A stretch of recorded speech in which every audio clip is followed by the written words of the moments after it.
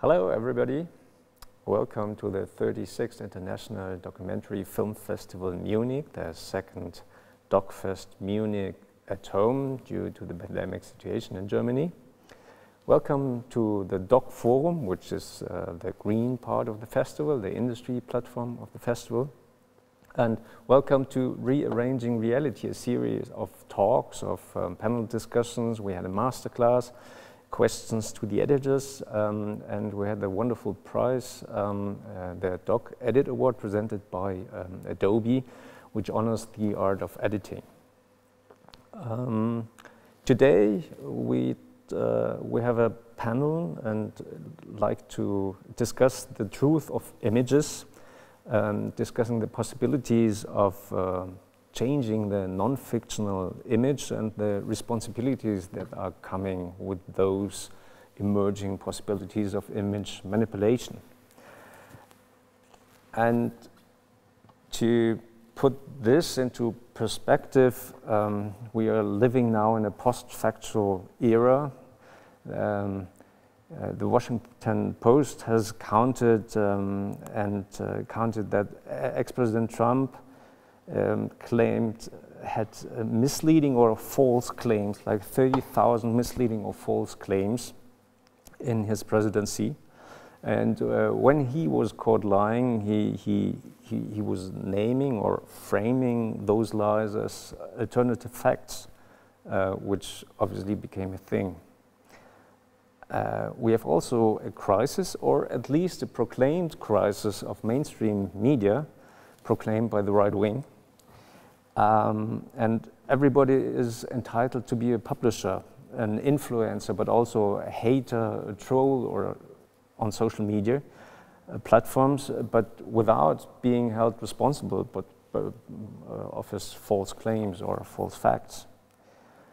And we have algorithms in place which favor the most unbelievable and extreme images, single-sided news, exaggerated rumors, polarizing quotes.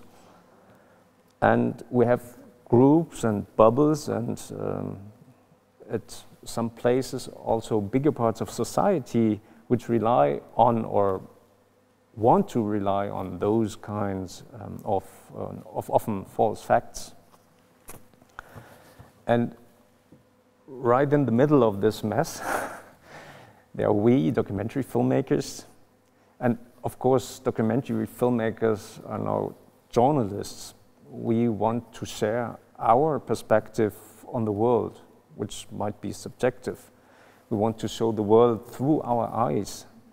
But we are still, of course, claiming that this is reality or this is authentic, true to real world. And at the same time, we all try really hard with all our creative skills, with our research, choosing protagonists, with dramaturgy, and with all our visual skills, with sometimes arranging things and obviously most of all in post-production where we bring bits and pieces out of our filmed reality to life through the editing process. And in the end, we're striving for a compelling, emotional, and probably successful story and film. In the past, it wasn't too complicated to fake things in still photography. And we have one of those photos showing a 1920 manipulating image, and it's the image is Lenin. The one time, the upper image is, we're just trying to bring it up. The left image is with Trotsky, and the right image is without Trotsky. He was removed due to propaganda reasons. And this wasn't too complicated, so almost everybody could do that. But to manipulate things like this in the moving image was really complicated. And it struck me when 2019 Adobe opened up those possibilities to almost everybody, not only the visual effects, heavy, big, $1 million industry fiction films, but also the small documentary filmmaker when they introduced content-aware fill for the moving images. So those tools are at our hand, and this is why we wanted to discuss the possibilities, the new possibilities of image manipulation, and the probably new responsibilities. And therefore, we gathered a wonderful panel of experts and tried to tackle it from different perspectives. There's Fatima Abdollahian, and she works as a commissioning editor for the documentary department of Bayerischer Rundfunk, which is the Bavarian broadcast station, so mainstream media. She studied political science in France, Germany, and England. In 2009, she graduated from the University of Television and Film Munich with her film Kick in Iran, which was shown at over 30 international film festivals. And her film Freedom Bus premiered at the Filmfest Munich in 2014 and was awarded twice. So first of all, a warm welcome to you, Fatima. Thank you for being here. Then what's especially interesting in Fatima being with us is that on the one hand, she's a commissioning editor, and on the other hand, she was filmmaker. So she knows both sides of filmmaking. And yeah, that's a wonderful thing. Next, there's the directing side of things. Fie Ambo graduated as a documentary film editor at the National Film School of Denmark. She has directed a number of award-winning films for the cinema, including major works such as Family Gambler, Mechanical Love, and Free the Mind. And her latest film, 7030, portrays the creation of one of the world's most ambitious climate laws in Denmark. And Fie Ambo is also a member of the Academy documentary branch. So welcome to you, Fie. And with us is also an editor, of course, Beatrice Barbin. She is based in Munich and Berlin, lived many years in New York and in Africa, is editor since 2000, and she has worked with Emily Atte, Volker Köpp, Wim Wenders, Markus Inhoff, and many others. She is a member of the German Film Academy and of the German Editors Association, and since 2020, she teaches film editing at the University of Film and Television in Munich. So welcome to you, Beatrice. Hello. Probably not where it all starts, but where the first manipulation is obvious is in the camera. And therefore, of course, we have this camera person's perspective. We have with us Birgit Gudjonsdottir, and she is an Iceland-Austrian based in Berlin, and she has studied photography in Vienna and is working as a DOK.fest cinematographer since 1992 on many films. Fidgety Philip, Our Grand Despair, Long Shadows, and others. And she has been a professor of cinematography on several German film schools, most recently at the Film and Television University Konrad Wolf. Among many others, she won the honorary award at the German Camera Award in 2018. And I'm really looking forward on your perspective as a camera woman. Hello, Birgit. And also with us is Anton Knoblach. He is product marketing manager at Adobe, looking after the Creative Cloud's video segment in Central Europe. And before joining Adobe, he was a filmmaker himself. And he's our contact person to Adobe. Welcome to Anton. Hello, Anton. And it was him who brought our attention to something really special we would like to share and use as a starting point of our discussion. And this is an initiative where Santiago Leon is coming in, and he's the head of advocacy and education for Adobe's Content Authenticity Initiative. He is a photographer. He had more than 35 years of experience in photography as an award-winning photojournalist. photo editor, media executive, and educator. From 2003 to 2016, he was a Nieman Fellow in journalism at Harvard University before being named director of photography at the Associated Press. So, warm welcome to you, Santiago. And I'd like to hand over to Santiago to present what this content authenticity initiative is and why it could be important also to us as documentary filmmakers. All right, let me share my screen here. All right, well, thank you for having me here. It's a great honor and a privilege to be with you all today. I'm going to talk a little bit about a relatively new initiative that Adobe is leading called the Content Authenticity Initiative, and take you through a little bit about how we're thinking about the problem of mis and disinformation and what to do about it. Basically, this is a group of major media and technology companies who are working to promote and drive an open industry standard. And that's important because all of the technology that we're developing is open source, available for everybody to use. While it will be incorporated into some Adobe products, it's not limited to Adobe products. And so we're helping any number of organizations prototype and implement this technology around content authenticity and provenance. We have over 200 members. These are some of the more emblematic or larger members. As you can see, it's a mix of media and technology companies. On the technology side, we have Adobe, Intel, Microsoft, TruePic, ARM, who make the processors for Apple, Qualcomm, who make the image sensors for the Android system. And on the media side, we have New York Times, Washington Post, BBC, Getty Images, Seven Agency, AFP.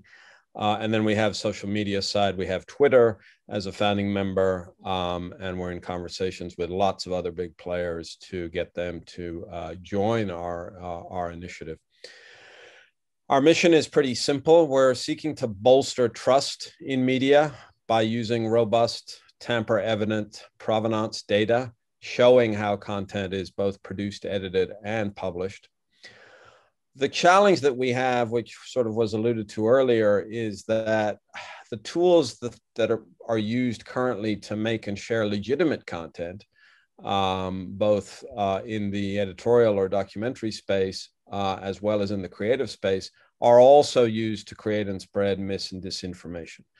And so we think it's really important that people get an understanding of how content is made and by whom in order to build transparency, understanding, and trust. And so to that end, we're looking to provide creators and consumers with a simple method of determining the authenticity of the content.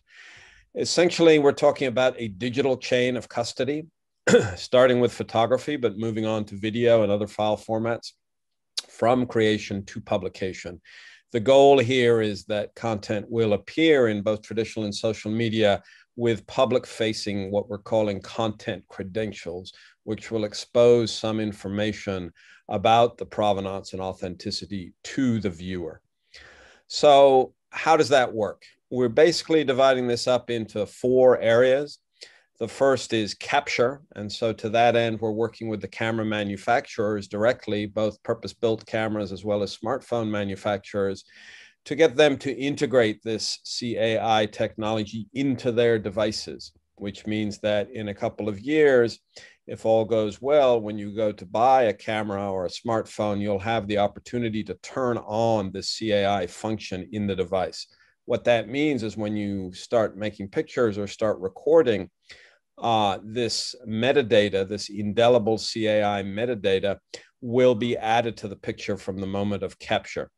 As the picture or the video makes its journey, typically the next step will be editing. The CAI tools will also be integrated into the editing software. So we're starting with Photoshop. It'll move on to Lightroom, on the video side, Premiere, and other video editing softwares. And the goal here is that the CAI technology can track everything that's done to the image or to the video. which will allow interested parties to sort of review and see if anything was changed, how it was changed, by whom, and when. When we move on to the publishing side of things, that same metadata will remain intact with the files, whether they're still photography or video. At the moment, a lot of publishing systems strip off that metadata for sort of legacy historical reasons. And so what we're working towards is that metadata is maintained with the images. And lastly, when we get to publish, this public-facing logo, the form of which has yet to be determined, but it'll be something on a screen that can be moused over or clicked on that will expose some level of information about what was done to the image. This is a little bit of a deeper look at that and shows you the layers of information from creation, editing, publishing, sharing, and viewing. And so you see at creation, we have the date, what it was created with, who created it. When it gets to editing, what edits were made, with what tools, who did that. When it gets to publishing, who published it. When it gets to sharing, if it was optimized for sharing, if a file size was reduced or something was done to facilitate sharing on a social platform, it would expose that. And then lastly, for the viewer, at its broadest implementation, they could see all of those things, or depending on the publisher's desires, maybe a subsection of those things. That's yet to be determined. Our guiding principles, we're very concerned about privacy. And so we're working closely with, government organizations, legislatures in Europe. We're in touch with the European Commission because of privacy concerns. We also want this to be globally accessible. We want to have protections against misuse. We want it to fit within existing workflows. We want it to be simple. We want it to be high performance. We want it to be interoperable, and we want it to be extensible to mesh with existing technology that's out there. Important to note, without confusing things too much, that while the CAI is working towards the implementation of this technology, there's a separate organization that was founded recently called the C2PA, the Coalition for Content Provenance and Authenticity. This is a standards organization, part of the Linux Foundation, and it has many of the same players that are in the Content Authenticity Initiative, but their mission is somewhat different. Their mission is to create the standards and make sure that everybody agrees with how we refer to things, how we implement things, create architectures. It's not unlike the IPTC organization that regulates IPTC metadata in JPEG files and still photography, for example. And so the C2PA is working to set those standards. Today, in fact, it was announced that Twitter is joining the C2PA, which is huge for us because it adds a robust social platform to the conversation. And we expect the C2PA will grow to include other big players as well. Once the standards are agreed upon, then the CAI will work towards developing the actual software and coding and work to help CAI members implement those standards through proofs of concept and ultimately a little further down the road as the various parts of it come together to implementation itself. It's clearly a long journey. We started this in late 2019, kicked it off in early 2020, so we're a little bit over a year into it. We've made some pretty good progress, I would say. As you see here, announced in November of 2019, kicked off in 2020. A white paper published in August of last year that lays out the preliminary architecture approach. We have in a beta of Photoshop. We did a very rudimentary proof of concept in December last year with some purpose-built prototype devices to show that it was possible. February of this year, the C2PA was founded. We did a project with Reuters in March of this year that I'll describe very briefly in a second. And lastly, the New York Times, who was a founding member of this along with Twitter, did a proof of concept just a few days ago, showing that they could integrate this into their platforms, at least on a prototype basis. With Reuters, we did an interesting thing called the 78 Days Project. This covered the period of time between the US presidential election and the inauguration of now President Biden. And Reuters worked with information scientists at Stanford University to put this provenance data onto their images in quasi real time using a more traditional blockchain method, so slightly different from what we're doing, but the effect very similar. And they ended it with the exposure of the provenance data here, as you see indicated by a little eye at the top of each picture that shows you some information about the provenance of the picture. And so that's how we were able to do this sort of at scale with a large news organization. And that's pretty much an overview of the Content Authenticity Initiative. I thought this is quite interesting because this could be a kind of technological solution to a social problem or a media problem in a way, but we will discuss this probably later. I already told I was struck by an announcement from Adobe for content-aware fill for moving images. It was first time I saw this. I thought this would be really great for us documentary filmmaker because it's built into the tools we use, and we're not used to have those big visual effects studios, but we probably could do it by ourselves. And Anton has prepared a short clip for us, and we would like to see that. Hey again. Santiago just told us about our framework to track the original footage and any changes that happen to it along the way. So in the next about 4 minutes, I'd like to show you some examples of what we can actually do using today's video editing software. I've been a filmmaker myself and I really know the struggle of it. Oh, I'm sorry about that. What I wanted to say is, yeah, sometimes it's a real struggle to find. Okay, hold on. Let's stop right here and fix this first. Of course, this will be super easy to edit, but we always get this jump cut effect that I really don't want for this video. There's another and better way. I can simply go to my effects panel and drag the morph cut effect onto the cut. It will now analyze the two clips and find a way to morph them together. Let's render and have a look. Actually do using today's video editing software. Sometimes it's a real struggle. It may not be perfect for every case, but would you really see it? Okay, let's continue. Sometimes it's a real struggle to find the right passages in an interview, and of course we can ask people to say something again or use B-roll to hide a cut. But as you just saw, there are ways to conceal a cut without anyone noticing. There's another thing I'd like to show you today. Removing objects in video is like an evergreen topic. In commercial filmmaking, it's crucial to remove brand logos, wires in the background, or stuff that's just been left behind in the frame. And look at my room here. Right next to me in the background, there are 3 posters of films I've been working on in the past. So let's say I don't want you to see them of any reason, so I just remove one of them. Let's see how I did that. Back in Premiere Pro, I can simply send a clip directly to After Effects. There, I create a mask around the object I want to remove and subtract it from the frame.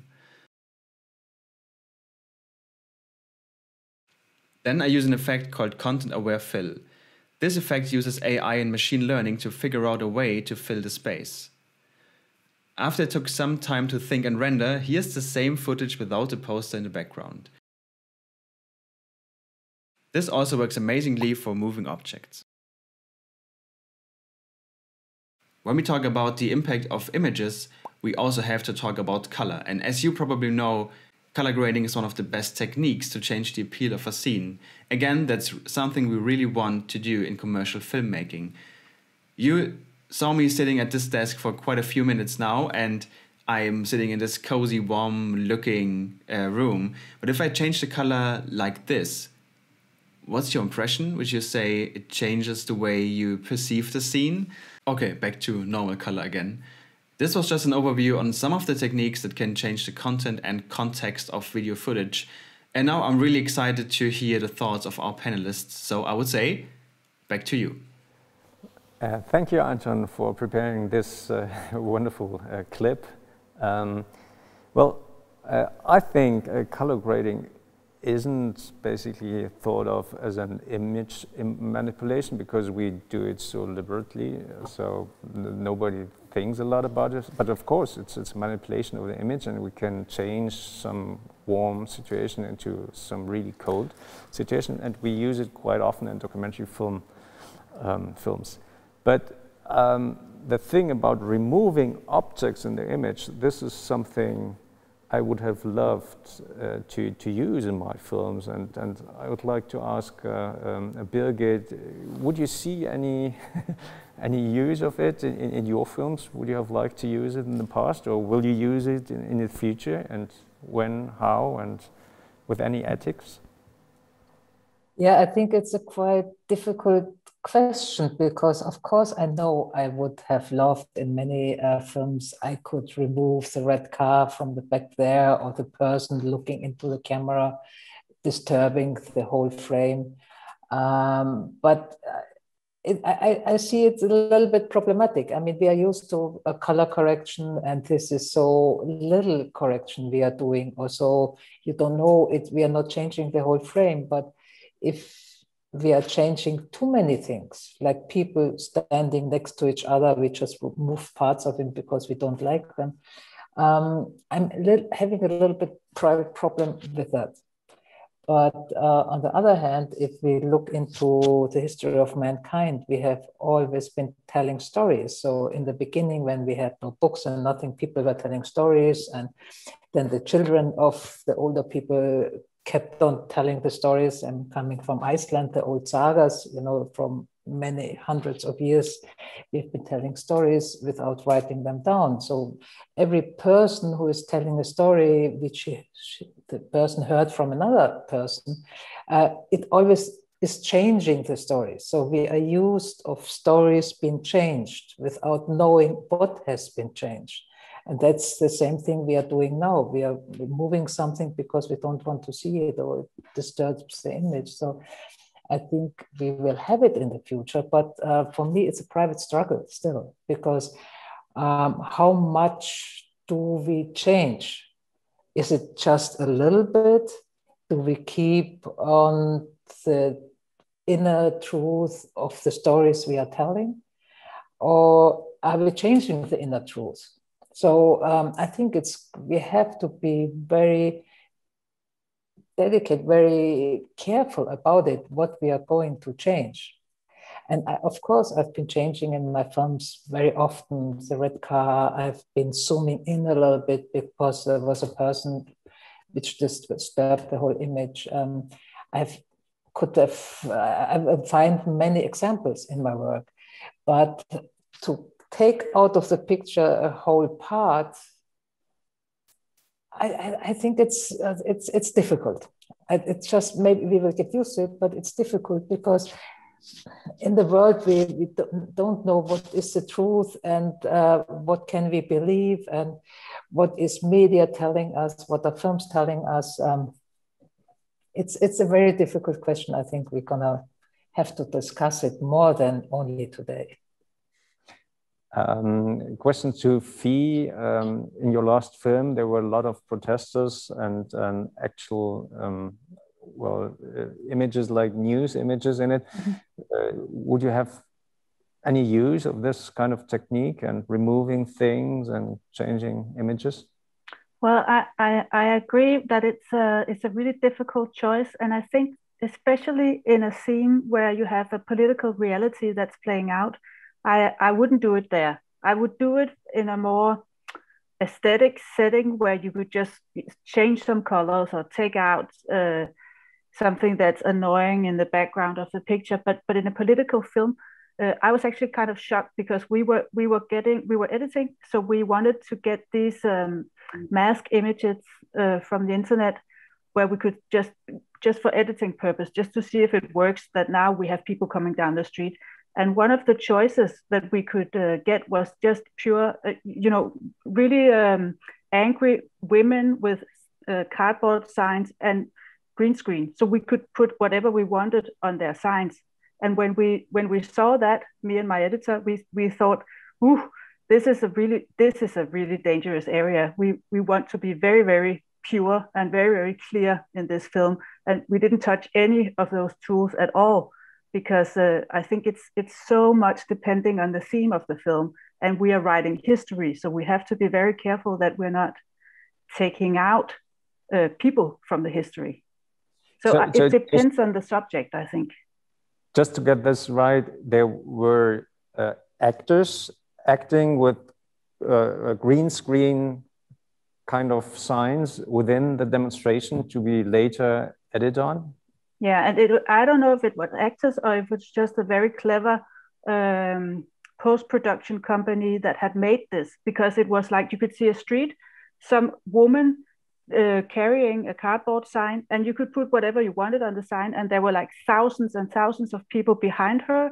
So you could make this any kind of demonstration. And I think we saw that a lot, and we still see that a lot during coronavirus, that you can find any kind of demonstration against lockdown or something anywhere in the world right now, and you just have to go back and figure out how was this image made and when was it even taken, because there's so much manipulation going on. I would like to hand this over, this special case, because it's really disturbing. So the idea of having protesters with green screen signs and when things like, would the video part of something like the Content Authenticity Initiative be able to detect something like this in a video? Yes, absolutely. In other words, what we're able to detect is anything and everything that was done to an image. And so, we can detect if something is synthetically generated. We can detect if a green screen was used. Any sort of material change to the image, whether it's something as innocuous as toning or, maybe changing the temperature, the light temperature a little bit, to something as dramatic as adding or removing content or the use of green screens. All of that's trackable. I think the question around the Content Authenticity Initiative is we see it as a tool that can be used in different ways by different people, by different organizations in different settings. It's really meant to show transparently what is done. And then people are free to make their decisions, make their judgments according to the standards that they're working against, according to the conventions of their particular part of the visual industry. But the point I think was made, Birgit made an interesting point, is that while it's now possible to do the kinds of things that Anton showed us with removing elements seamlessly and hard to detect, it's also possible to use other things to achieve desired effects. Where do you point the camera, for example? What do you include in the frame? Do you zoom in? Do you zoom out? I mean, the whole nature of visual storytelling is inherently subjective in my view, because it's conditioned by the perspectives and background of the filmmaker or the photographer. And so I don't think that there's any such thing as sort of purely objective photography or filmmaking. I think that's impossible. I think what there is a voice that the visual communicator brings to the table. And so what the Content Authenticity Initiative is doing is trying to show you aspects of the technical tools that were used in service of that voice. And then you can decide whether you agree with it, disagree with it, feel cheated, feel happy, whatever your reaction to those things might be. There might be a question for the commissioning editor, Fatima. Would you love to have this kind of proof of purity and not changing images in one or another way, as being in your position, not as a filmmaker, but on the other side? Well, I'm thinking here constantly how to answer this question, because I knew it would come up. I think it's a very, very difficult question to answer briefly. But the question is more, what my or our role as commissioning editor is here. And I think, of course, when we work together with a film team or a filmmaker, there must be a basis of trust that that the filmmaker is trying to tell a story when it comes to documentary film that is dedicated to truth. I'm not sure if it must necessarily be dedicated to reality, because whenever we make films, of course, we cannot show reality as it is. It's always an angle, right? So it's more like being obligated to truth in a way. And this is maybe, of course, you can go for the single image or a sequence, but I think you have to see it as a commissioning editor, of course, also in the entire context of a film. So it's very difficult for me to say, yes, I would like to have this kind of proof of every single image. I'm not sure if this is possible today. But then again, we as commissioning editors, specifically for the public broadcast, our gatekeeping role completely changed over the years, of course, in a time where everyone literally can produce content. I think the obligation or the responsibility of public broadcast is to really find, how can I say, to find the right balance when it comes to products. I say products, of course, and that we put out in the market. So I think our role changed, and it became probably also in a way more important than it used to be. There's one example. The one thing I did forget was the audience could come up with questions in the chat, and we'll take those questions. I see one of those, and I will give this to Santiago later. He did answer it already, but let's have it in the talk. But first of all, I want to guide it to Beatrice, because she did something. She did an image manipulation and had good reasons for it. But Beatrice, could you tell us a little bit your reasoning, what you did, and your reasoning behind it, and yeah. Yeah, but first I would like to add something. So I think I really like, if I'm doing research as an editor for a documentary film, that I can prove from where the sources are coming. For example, one of my next film will be shot in Syria. So the filmmakers couldn't be there. So there are some photographers there.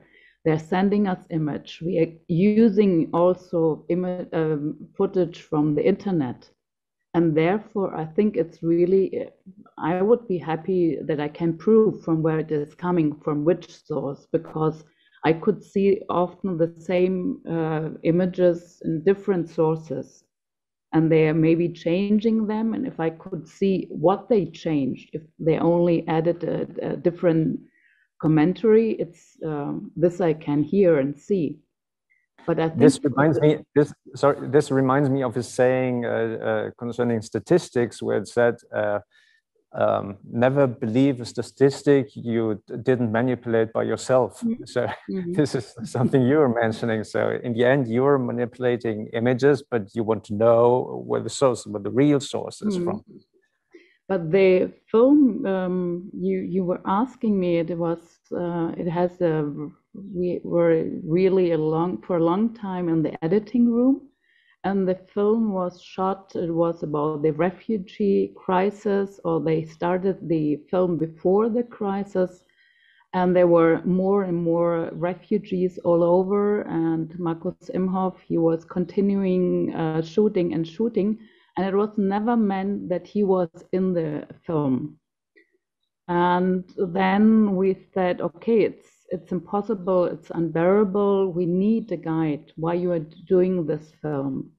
And then there was a little, it was a little thing which came out, and he was saying, yeah, he had a nervous breakdown at the producer and telling the story why he is like he is. And he had, when he was a child, there was a refugee child from Italy coming through the Red Cross to his family.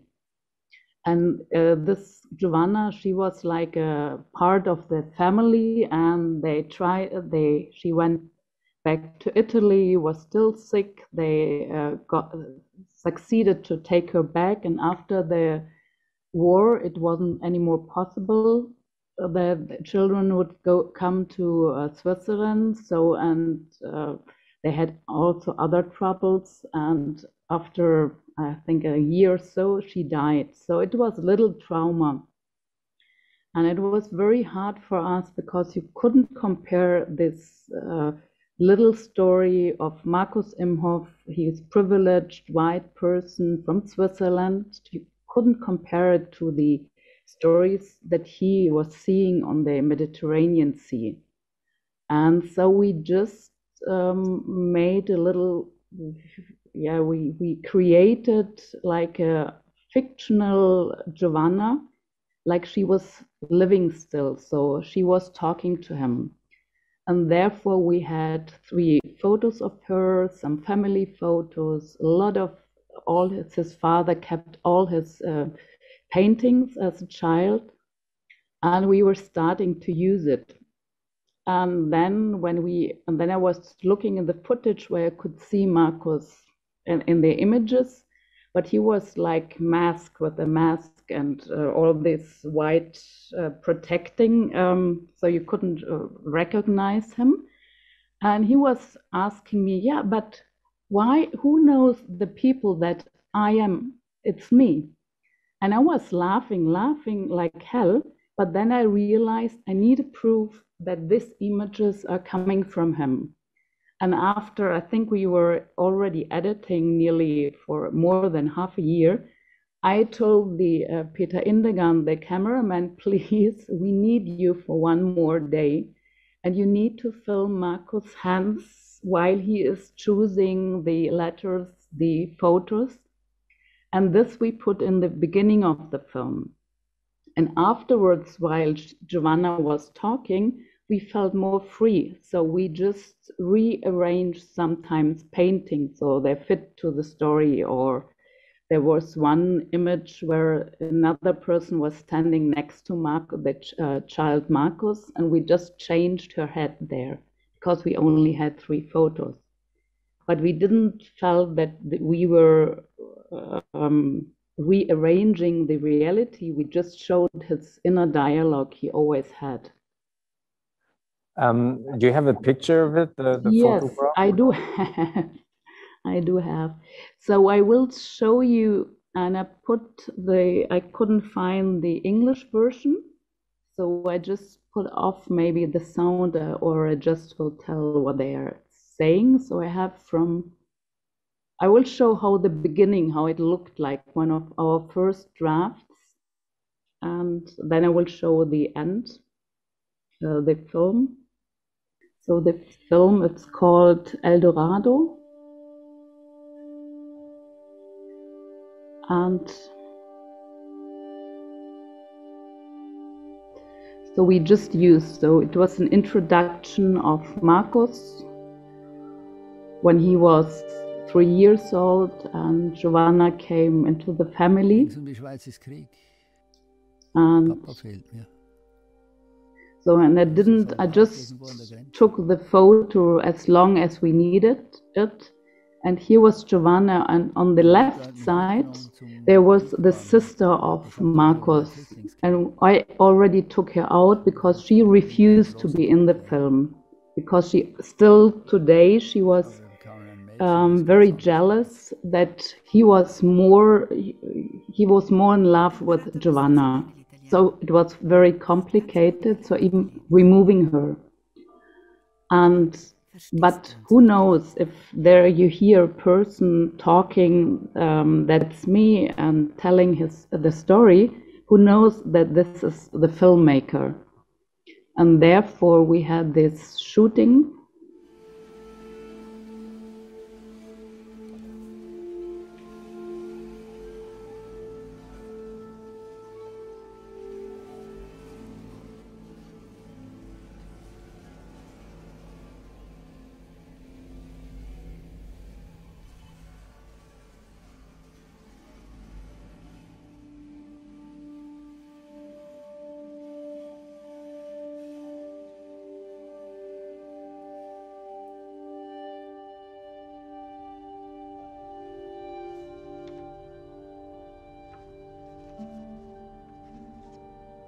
Rings um die Schweiz war Weltkrieg.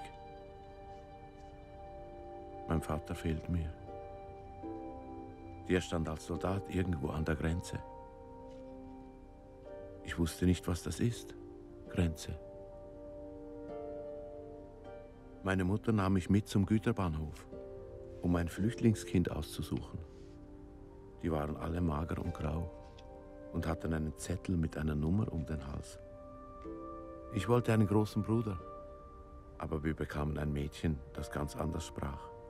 Dich, Giovanna. Marcolino, hai imparato abbastanza bene l'italiano, eh? Du hast ganz gut gelernt, Italienisch. Aber verstehst du uns wirklich? Das ist der Grund. Du bist der Grund, Giovanna, warum ich mich auf diese Reise mache. Um zu sehen, was ich eigentlich nicht sehen will.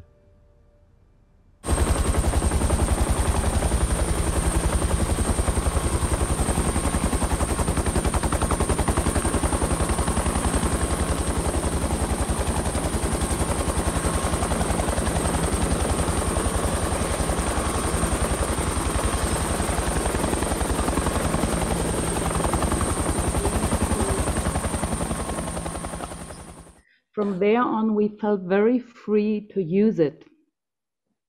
The Yeah, photos.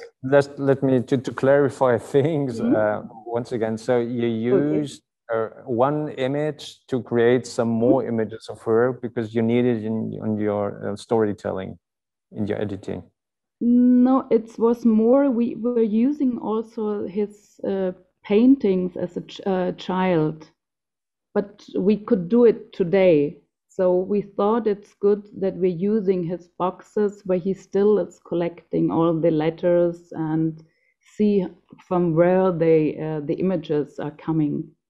So even if we could arrange it with false images and photos, we could have done this, we haven't done it. But it was our way to show from which perspective we are telling the story. But there was at least one photograph where you changed heads to get an image of Joanna at his side. Yeah, but I wanted to show this before because it was like it was clear that it's even she's dead. So at a certain point in the film, you understand she died. So she is not able anymore to talk with him. So it's everything, it's in his head. So I think this is your reasoning behind. So this is kind of well, it's true to him, it's true to the protagonist in the film, but it's not true to reality because this photo doesn't exist. And the question is, exists. The photos are existing. We just took, for example, in the first photo, we took his sister off because she refused and didn't give the permission to Marcus to use it in the film. And then he was saying, okay, then I take you away. Okay. And then they had a huge discussion because she was still, I don't know how many years, 70, 80 years later, she still was jealous. Anyway, so it was too. but all your the points you're making, it's because of it's in the head of the protagonist of this documentary film, and everybody, well, in a way, the question could be, yeah, of course, the question is, is this true to reality? Is this true to the expectations spectators could have, the audience can have? Is it okay to do things like this? And you decided it's okay. And the question to you is, did everybody involved in this project knew about it? For example, the commissioning editor, did the person know that this is kind of a made up thing? They did know because they saw the earlier versions. For example, because in the earlier versions, the photo you're talking about, there always was, I think, his mother or an aunt next to Marcus. So we took this away and put Giovanna. And for a long time, I was always, we recorded my voice for the text for Giovanna, and I was always saying, oh, look, I took this photo, and Marcus was replying in the film, oh yes, that's why you're not on the photo. And then we saw the next photo. So we was always talking about it, and it was the commissioning editor, the producers have seen all the versions, and because it was, we all decided if we liked the from the graphic design and so we like the work. We all agree on that doing a documentary film is always extracting something from reality and putting it together in a different way and combining and rearranging this reality. But the thing is, what do we have to tell the audience with this? Is the audience always aware of what we did in this process? Do we have to be completely honest what we are doing and transparent? Do you have any ideas on that? But for example, everybody on the panel, how should we approach this? Should we claim it? This is a story after the reality, or should we do something? So Fee is there, and then Santiago. Well, I think like Beatrice explains it, it's much about it's really just being good at what you do, because what Beatrice is using is all the tools she has to, correct me if I'm wrong, Beatrice, but you're using the tools that you have as a storyteller. And when you watch the film, you're going to watch something that's told with good craft, so you know who's speaking to who, and you get the pure feeling. And that's what we're after as documentary filmmakers. We're after creating the true feeling. But I think that what would be interesting was to hear someone who works in a more journalistic field where they're sort of claiming that this is reality, because I don't think that any of us around in this panel are claiming that we are telling an objective story. None of us probably believing the objective story. But the problem exists when you're claiming that this is what happened and this is the real story. Because to be honest, I don't think that people are going to go through this history, the digital history. They just watch an image and it's very strong, and it's difficult to delete it again if it's been manipulated. So yeah, that's my thought. There's first Santiago and then Birgit. Yeah, I'm a big believer in transparency and telling the viewer the things that you have done to a picture to the degree that that's possible. It's somewhat simpler, I would argue, in the still photography world, because the viewer can typically contemplate the image for as long as they like, and there's more of an interaction, whereas in the moving image world, the pace is often controlled by the editing techniques, the fact, the movement, the sequencing of the pictures. It gets a little bit more complicated perhaps in the moving image world, but to the degree that it's possible to let people know when a scene is sort of real or unaltered versus when a scene has been recreated. Like you will often see, or I have often seen in documentary films, where the filmmaker will sort of create an atmosphere by using elements that aren't really directly related to the subject in real life, but evoke some kind of environmental atmosphere. For example, you might have one that comes to mind is, you know, a dripping tap, water falling from a tap, drip, drip, drip, drip, drip. You know, it's clearly been shot for the purposes of helping move the story along, but it really most likely has no, you know, direct relationship to the subjects. It's a construct.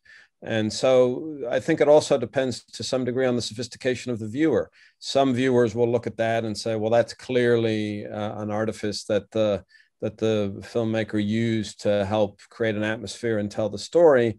Whereas other people would look at that and say, well, that's, you know, a real tap and it's directly related to the story. So it's complicated, but I think my takeaway from somebody who's worked in journalism for many decades is the value of transparency, calling things what they are, being as clear with the viewer as possible. I see great value on that, but I also recognize that documentary filmmaking is complicated, and it's certainly not my, you know, direct area of expertise. So there's Birgit. Yeah, I think the problem we are having is first a picture or a film is out there. People believe what they see the first time, and if you have to come later or this wasn't true, you see the original was here. Nobody wants to hear it, and it's already out. So to everything which has been proved of images who've been changed, people don't believe it. It always stays on the first picture and the first film which goes out. So of course you can have the transparency and afterwards say, but it looked like this, and there was a woman with a green thing walking through, but nobody wants to hear it later. So that's, I think, the problem we're having. But I wanted just to tell also one story about removing somebody out of the frame. I mean, removing somebody out of a picture. I think many of us have been doing this before. I had once the problem, I was filming documentary handheld, and there was one person always trying to come into the picture. So I was always trying to hide him behind somebody else. So I can see all the movement I did with the camera was to hide him behind another person, and he was always sneaking out. So I moved again. We do it all the time, and we have also to be aware that everywhere we come in the documentary film world with the camera, we are changing everything. We are changing the atmosphere, we are changing the tone, we are changing the behavior of people. Just if 1, 2, or 3 persons come there, it always changes the reality. So nothing is really authentic because every film team changes. And I think this is something people always forget when we are talking how much authenticity do we get and how real is a documentary film. We're always changing every. Yeah. Thank you. Fatima. Yeah, I would like to agree with Birgit, because I was about to say that I think filmmaking per se is a kind of manipulation. I mean, any kind of storytelling is manipulation, but still, I think there in documentary filmmaking, and I repeat myself here, there is a certain obligation to truth, and maybe more than to reality. I would not agree that it's not authenticity. I think authenticity is something that you can always have as an aim in a way. But I have also some question. I mean, questions. Santiago said transparency. How would we able to show this transparency in a documentary film? Because we cannot prove the source of every single image in a 90-minute documentary film.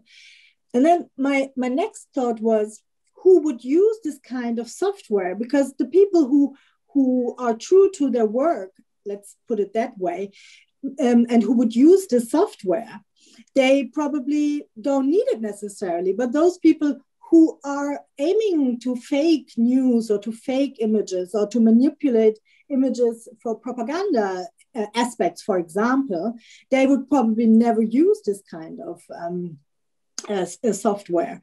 And as an example, I was all the time thinking of, some of you have followed the discussion about a documentary film in Germany that was called Love Mobile, about prostitutes, where it came out that most protagonists were actors. And then and recently the film My Octopus Teacher became an Oscar as best documentary film.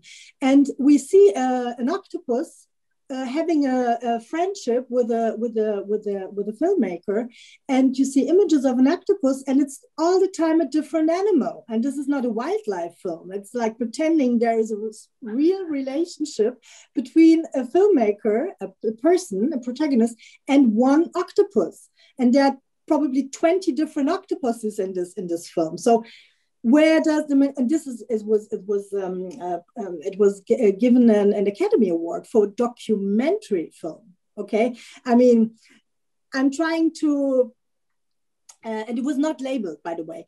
And the big how do you say problem with Love Mobile was that it was not labeled. Okay, it was sold as a real documentary film. The commissioning editor didn't know. The only person who knew was the filmmaker. So it was not labeled by the filmmaker.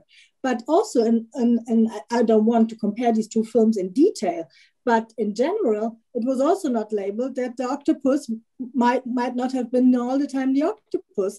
And therefore, you can question the story of the friendship and the relationship, maybe. So there was one thing you said which was directly aimed at Santiago. It's about the person who tried to manipulate, probably don't use things to detect those manipulation. Could you answer this one? Yeah, so the goal here with this content authenticity initiative over time is that it would become so ubiquitous that images would appear with this, logo or sticker or whatever it ends up being, to the point where if an image did not have that, it would call it into question. So it's really about prevalence of use. But I think it's also important to note that something like the Content Authenticity Initiative is not the one and only solution, the silver bullet that's going to solve the world's misinformation problems. Not at all. It's a tool, and I think used as a tool in conjunction with other tools. And there are many other initiatives out there seeking to address the area of mis and disinformation. It becomes part of the fabric of understanding or of helping people understand if what they're seeing is authentic or real or not.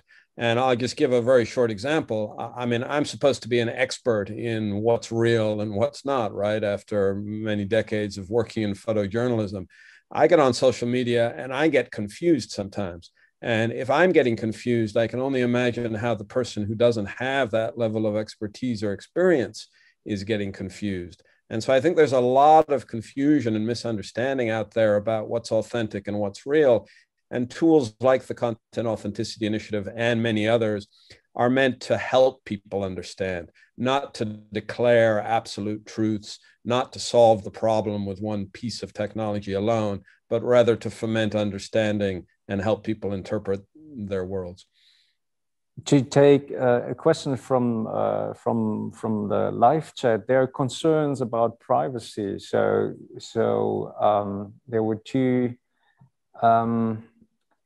concerns, and you did already have some answers. But there was one. Dietmar said, it seems like we are asked to choose whether we want to live in a post-truth society or in a post-privacy society. And there's also a concern by Annette. At the same time, Content Authenticity Initiative metadata in editing tools feels like the perfect tool for editing room and editor surveillance for production companies. So those are concerns to the. Can you tackle those? Sure. Concerns? Yeah. So the CAI is customizable according to the needs and concerns of the users and the publishers. For example, some of our partners in the initiative are human rights organizations. And human rights activists are often at great personal risk documenting human rights abuses around the world. And so the last thing that they want is metadata on that imagery that says, I was here at this time and this is who I am. And so for those types of use cases or other sensitive use cases like that, the software is customizable and people can choose what metadata to include and what metadata to leave out. In terms of the comment about editors wanting to see what's done to work that they commission, I think that's already pretty common. And there's an expectation that if you're an assigning editor paying a professional to gather information for you, that as such, there should be a level of transparency in terms of how that person works, what the trust standards are, what the journalistic standards are in that particular case. So this seems to me to be a tool that helps facilitate a industry standard around transparency and understanding how people working for an assigning editor are actually working. I don't find that problematic, but I do take the point about privacy. And as I mentioned, that's been baked into the architecture for the reasons that I addressed. Thank you. But keep the questions coming in the chat if you like to participate in this discussion. We would love to have this. It took me a while to bring this question in, those questions in, but we'll try to bring them in. As an educator, I sometimes see documentary films, and I'm really astounded that I can see all those little tricks in dramaturgy to tell the story effectively. And if you see those tricks, if you see the hero's journey in a documentary film, and you see it so clearly in a documentary film, you're realizing this if you have the capacity and if you know about Vogler's journey of a hero. But what if you don't? And one of those arguments in this discussion of the film Lovemobile was, well, everybody should have known because it was obviously so.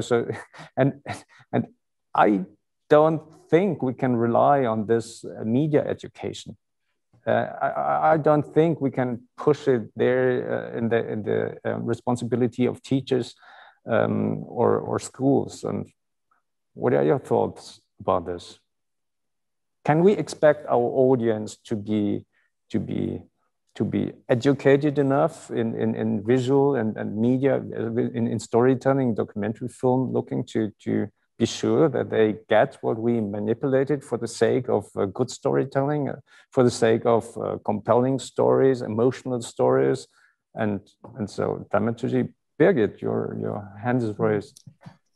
Yeah, I don't think that we can expect our viewers or teachers or whatever to know what is real and what is not real. But for the Lovemobile film, every filmmaker, everybody who's working with film should have seen that it's not real. I mean, that it's not really, I mean, they put up lights and much more light than it would put in a normal documentary. And the camera was in places where you would never get when you're really on documentary film. I like the film. It's a wonderful, wonderful film. And it's really about the truth and realism about the life of prostitutes. So the film is great, but it didn't label right. But I think we have had this discussion about the film, and everybody is angry because she didn't label it. But I said, every filmmaker, look at it and you see it, that it's wrong labeled. And so what? it's about a story, and it's a great story and it's a wonderful film. But we cannot expect the viewer to know. We cannot expect everybody not working in the film industry to see it. And there we are having the problem. So maybe we have to tell them, okay, this is real prostitute. It's an actress playing a prostitute. But I always have the feeling, especially in Germany, we are always trying to label everything. Everything has to fit in the right genre. And I think we have to get rid of it. We are telling stories. It doesn't matter if it's documentary or fiction first. It's about stories. It's about what our humankind is. So I would love that we stop labeling everything. Santiago, is it okay if you first take Fee? Well, I have to agree with you, Birgit, because in these days, I feel that we're sort of bouncing back 20 years ago to the discussions we had maybe 20 years ago in Denmark about what is fiction and what is documentary and what can you do as a documentary filmmaker. And all of us were seen through the lens of journalism. So it was so frustrating because it just put a lid on every artistic expression. So I really think that we need to separate the genres a bit, because documentary filmmaking needs to be free, and we need to be able to use all kinds of tools in filmmaking. And it's a different genre when you open up your Facebook feed or Instagram feed and you see pictures that are from political gatherings or something like that. It's a different genre. So I think it's so important that we don't go back in time provoked by all this fake news and start limiting the expressions of documentary, because then it all becomes the same, and reality becomes less interesting and we become less curious because we need to label everything in little small boxes. So I feel in Denmark now we are all the time trying to fight for the right to be storytellers and to be free in our expression, because right now everything is being compared with Netflix blockbusters. Right now everything is being compared to Seaspiracy, and we are trying to figure out what did they do wrong in their sources and stuff, and isn't that what you're doing too in documentary films? And it's all kind of a mess. So I would really like us to sort of separate what's an artistic expression and what is journalism, because it just becomes so boring when we have to label everything. Santiago. It was touched on the subject of media literacy. I think that's hugely important. I had opportunity a couple of weeks ago to make a presentation about the Content Authenticity Initiative to a publisher in Finland. And in preparation for that presentation, I learned that Finland, in part because of its location next to Russia, is at the forefront of media literacy in its education system. And they introduce media literacy to children as young as 6 years old in the classroom as part of the educational system. And the reason that they do that is because they're constantly being bombarded with Russian misinformation. And they feel that it's important that children start to become aware of some very basic practices, which, we might take for granted, but I'm not sure that everybody does. And in essence, it's checking the source. Yes, I agree, we're all storytellers, and we tell stories in different ways for different purposes. But in the same way that if you heard gossip on the street or in the office, the first thing that you would ask would be, who said that? Where did that information come from? And I think it's really critical that people around the world become educated about checking sources, about looking at the reasons and the economics and the power structures behind the dissemination of information, especially in a digital age where the democratization of information sharing on the one hand is fantastic. We're all publishers, we can all tell our stories. On the other hand, it leaves us open to all sorts of concerted, state-sponsored efforts to twist and control the media information space. And so I'm a big believer in the value of media literacy, which helps people understand the difference between a documentary with some creative license and a journalistic documentary, for example. Fatima. Yeah, I would like to comment on Fee and Birgit, because as a documentary filmmaker, as a filmmaker in general, I would agree. I mean, the boxes are not helpful when it comes to creative expression, not at all. When I see on an example or look at an example like Love Mobile as a commissioning editor, I have a completely different view on it, because I think a film like Love Mobile is a social issue. Is a film about a social issue, right? And the audience that we are obligated to, and we are the source, public broadcast, they watch such a film and they think, okay, someone took time, money, effort, quality of research, credibility to make a film about the situation of prostitution in Germany. And when you look at this film and then you find out that the people were not real, then we have a real trust issue problem here. And there's a combination of the source we are, I mean, like, well, the source we are as public broadcast, and that it is it was not an artistic film in a way. It was it was not labeled, but it was also not really visible that this is not artistic in the sense that it experimented.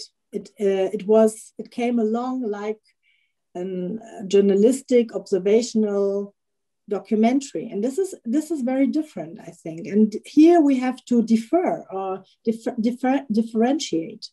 It's not the same.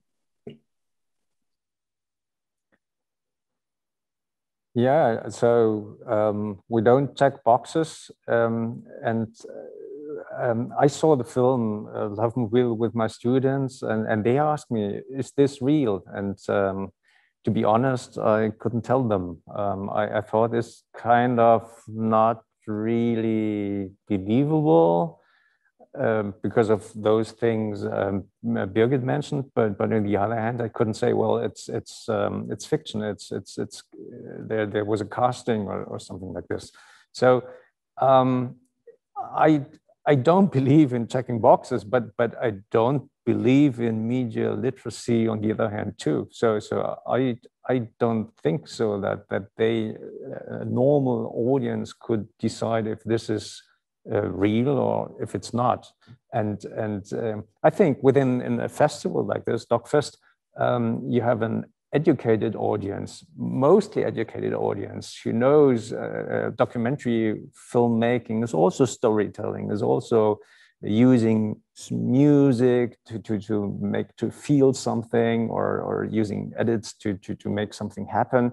We had a discussion with editors on those nominated films on reaction shots. So you show somebody reacting to something else and it's completely made up. They never reacted to this. And it's the same. You're shooting, for example, you're shooting an interview and you're shooting with one camera. So you're shooting the one person you're interested in, and then you have somebody else nodding or something, doing something like this, and you have this person to intercut. And it's, in that sense, it's not true, but it's the basics of filmmaking to do things like this, to use those tricks to show them, because you don't work with several cameras.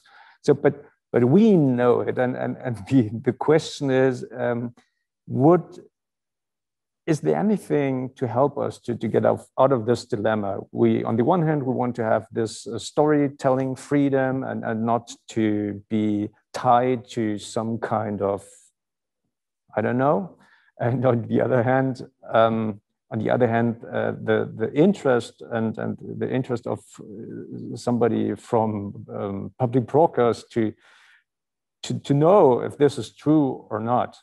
So not answered till now for me. Do you see a progress in media literacy? Do you see this?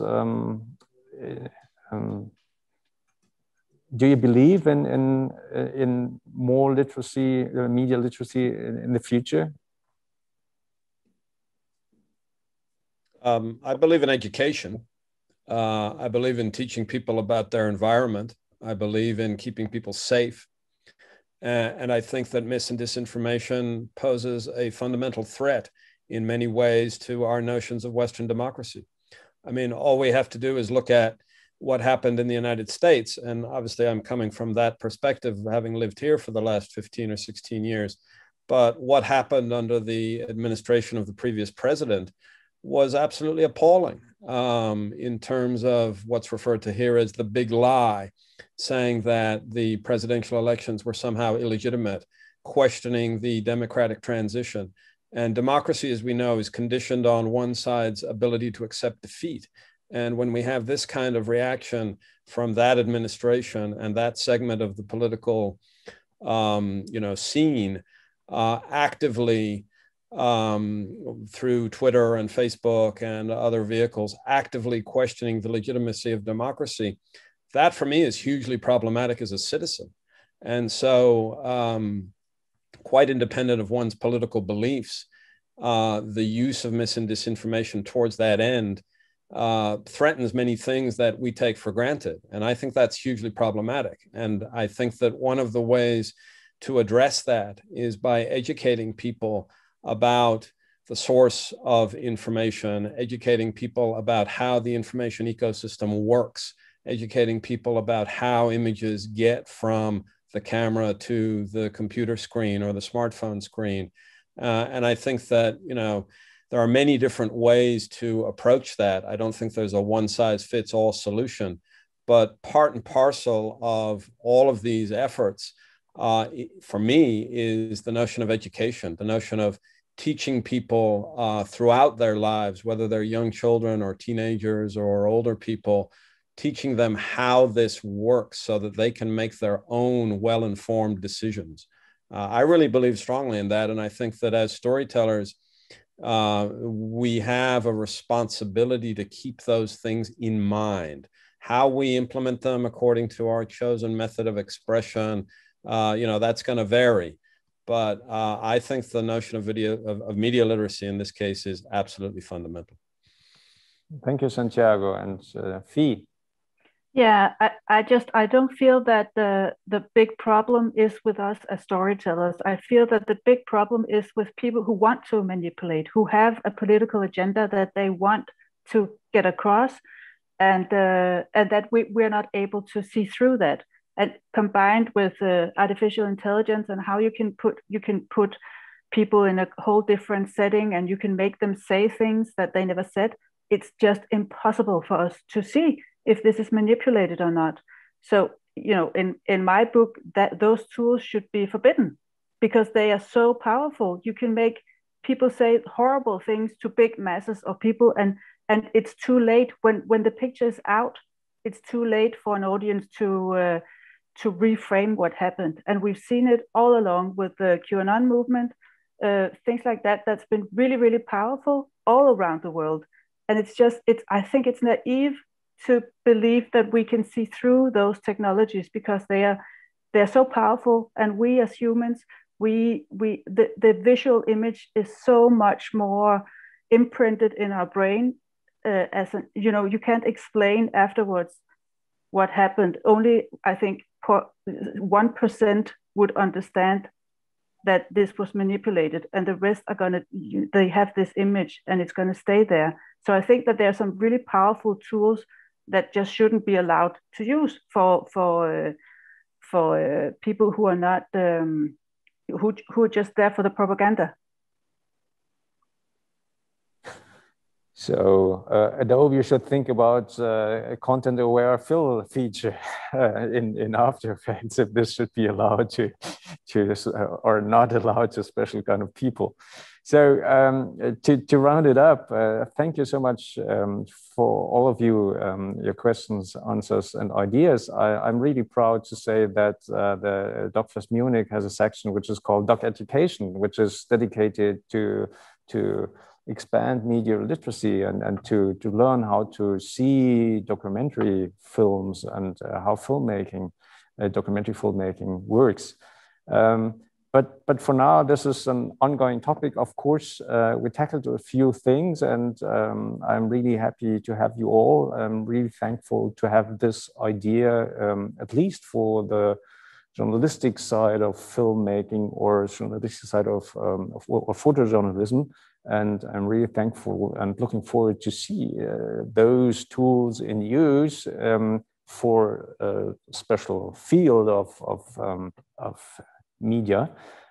Probably it's not the right thing for us when we're doing our artistically filmmaking and documentaries, but I think I'm really looking forward to being able to check photographs and seeing if they are constructed in a way or heavily edited. So thank you very much for participating, all of you, your different perspectives. Thank you very much to Adobe who made this possible. Thank you also for the small clip you made for us, Anton.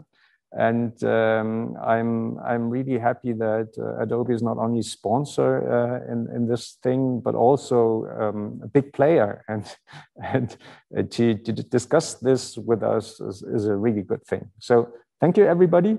And I'm really looking forward to see you in person sometime in the future. And for all who would be interested in, we have an award ceremony because we awarded one of those 3 nominated films, Nemesis, Instruction for Survival, and the last one was President.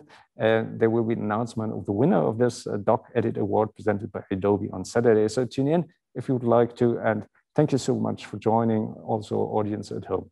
Bye and see you.